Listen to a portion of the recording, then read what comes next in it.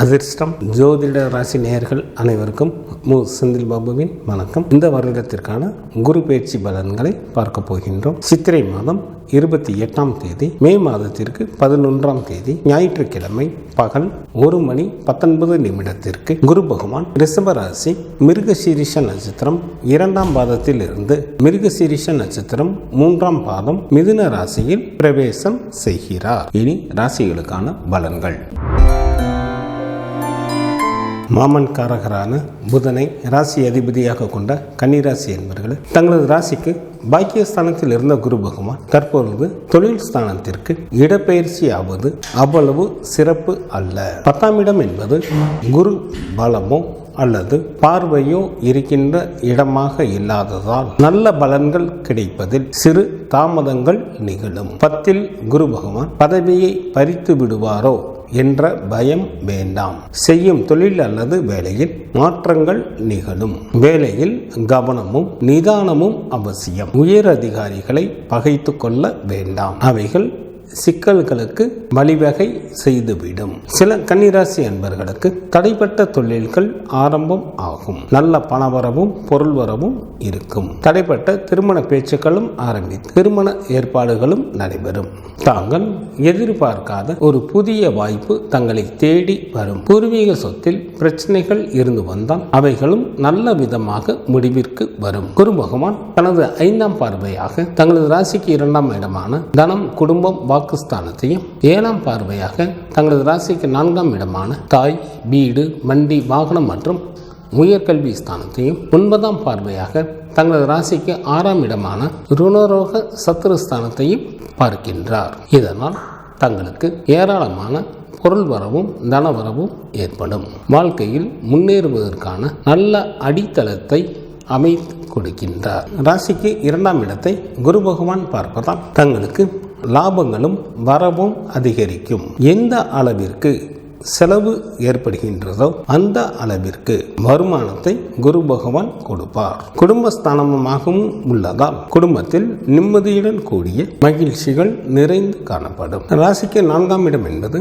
தாய் வீடு வண்டி வாகனம் போன்றவற்றை குறிப்பதால் உயர்கல்வி பயிலும் மாணவர்களுக்கு நல்ல முன்னேற்றத்தை கொடுக்கும்.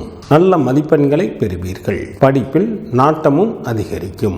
வீடு வண்டி வாகனத்தை குறிப்பதால் சில கன்னிராசி என்பவர்களுக்கு வீடு வண்டி வாகனம் போன்றவைகள் வாங்குவதற்கும் வாய்ப்புகள் அதிகரிக்கும். தங்களது ராசிக்கு 6ஆம் இடமான ருணரோக சத்துருஸ்தானத்தை பார்ப்பதால் தங்களுக்கு இருந்த நோய்கள் தங்களை விட்டு அகலும். எதிரிகளும் கூட நண்பர்கள் ஆவார்கள். சில கன்னிராசி அன்பர்களுக்கு குரு பகவான் 10ஆம் இடத்திற்கு வரும்போது மீன் அலைச்சல்கள் உண்டாகும்.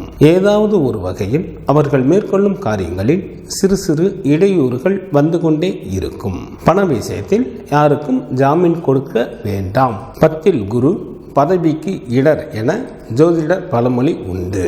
எனவே அரசு மற்றும் தனியார் துறைகளில் பணிபுரிபவர்கள் கவனத்துடன் தங்களது பணியினை மேற்கொள்ளுங்கள். வேலை பளுவினால் அவஸ்தையில் உள்ளவர்களுக்கு வேறு நல்ல வேலை தற்சமயம் கிடைப்பதற்கு வாய்ப்புகள் மிக அதிகம். சில அன்பர்களுக்கு தாங்கள் பணிபுரியும் இடத்திலிருந்து இலாக்காக்கள் மாற்றப்படுவதற்கும் வாய்ப்புகள் உண்டு.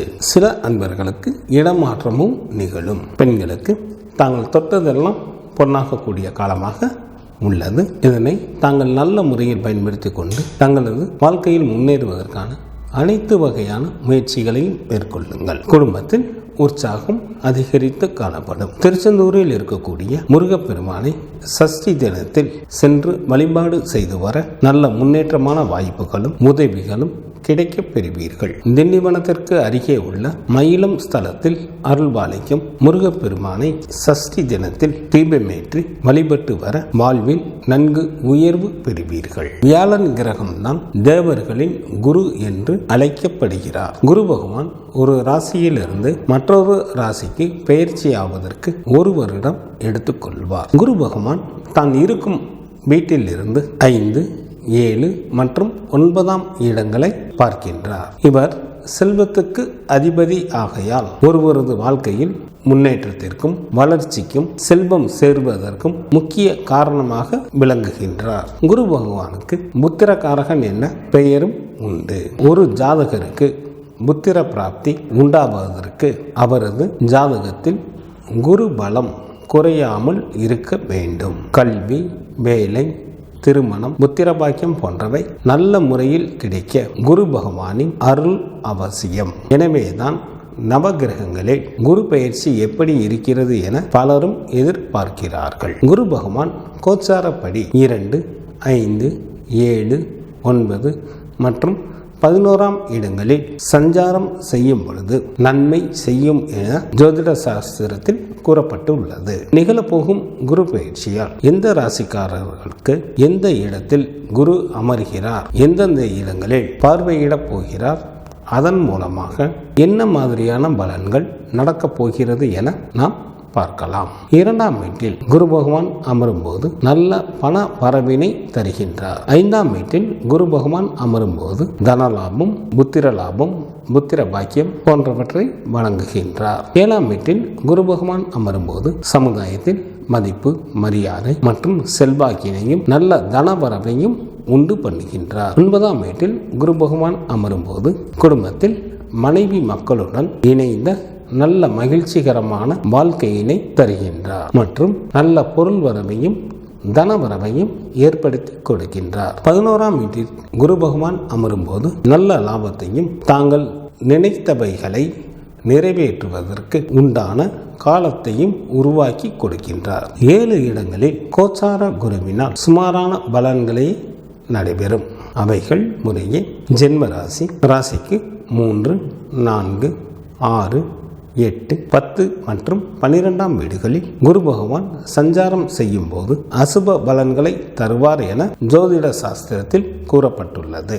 ஜென்ம ராசியில் குரு பகவான் சஞ்சாரம் செய்யும் போது ஜாதகருக்கு வீட்டில் வீணான வாக்குவாதம், கலகங்கள் மற்றும் சாதகமற்ற சூழ்நிலைகளை உண்டு பண்ணும். சில அன்பர்களுக்கு குரு பகவான் ஜென்ம ராசியில் இருக்கும் போது தாம் வகித்து கொண்டிருக்கும் பதவியை பறிபோவதற்கும் வாய்ப்புகள் உண்டு அல்லது வேண்டாத இடமாற்றம் ஏற்படும். ராசிக்கு 3ஆம் வீட்டில் குரு பகவான் சஞ்சாரம் செய்யும் போது ஜாதகருக்கு உடல்நலம் பாதிப்படைவதற்கும் தாங்கள் வகித்து வரும் பதவிக்கே ஆபத்தையும் உண்டு பண்ணுகின்றார். மனமும் அலைப்பாய்ந்து கொண்டே இருக்கும். சில அன்பர்களுக்கு மரண பயமும் ஏற்படும். ராசிக்கு 4ஆம் வீட்டில் குரு பகவான் சஞ்சாரம் செய்யும் போது உற்றார் உறவினர்கள் மூலமாக தொல்லைகள் மற்றும் துன்பங்களை உண்டு பண்ணுகின்றார். ராசிக்கு 4ஆம் இடத்திற்கு குரு பகவான் வரும்போது சில அன்பர்கள் போட்டி பந்தயங்களில் ஈடுபட்டு பொருள்களையும் இழக்க நேரிடும். ராசிக்கு 6ஆம் வீட்டில் குரு பகவான் சஞ்சாரம் செய்யும் போது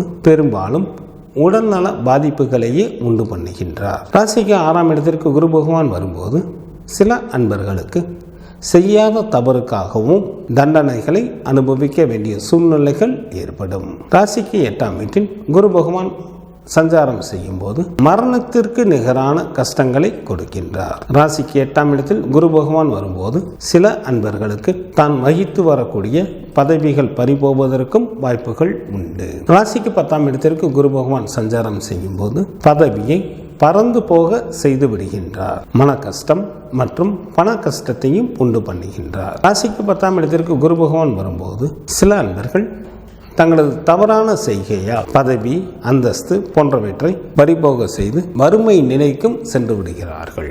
ராசிக்கு 12ஆம் இடத்திற்கு குரு பகவான் சஞ்சாரம் செய்யும் போது தனவிரயம் மற்றும் தங்களது நிலைமைகளை மாற்றி அமைத்துக் கொள்ளுதல் போன்றவற்றை குரு பகவான் செய்கின்றார். ராசிக்கு 12ஆம் இடத்திற்கு குரு பகவான் வரும்போது ஒரு விதமான மரணம் பற்றிய கவலையையும் உண்டு பண்ணுகின்றார். அத்துடன் சில அன்பர்களுக்கு பதவி இறக்கமும் ஏற்படுவதுடன் அதிக செலவுகளும் ஏற்பட்டு வருமானத்திற்காக போராட வேண்டிய ஒரு சூழ்நிலைகளையும் செய்கின்றார் என பழம்பெரும் ஜோதிட நூல்களில் குறிப்பிடப்பட்டு உள்ளது. குரு பெயர்ச்சிற்கான பரிகாரமாக வியாழக்கிழமை என்று குரு பகவான் ஸ்தலமான திருச்செந்தூர் சென்று முருகன், தட்சிணாமூர்த்தி மற்றும் சம்ஹாரமூர்த்தியை வழிபடுவதன் மூலமாக தங்களது வினைகளை தீர்க்க இயலும். வியாழக்கிழமை என்று குரு பகவானின் ஸ்தலமான கும்பகோணம் அருகே உள்ள ஆலங்குடி சென்று வழிபாடு செய்வதன் மூலமாகவும் தங்களது இடர்பாடுகளை நீக்க இயலும். இங்கு சொல்லப்படுபவைகள் எல்லாம் பொது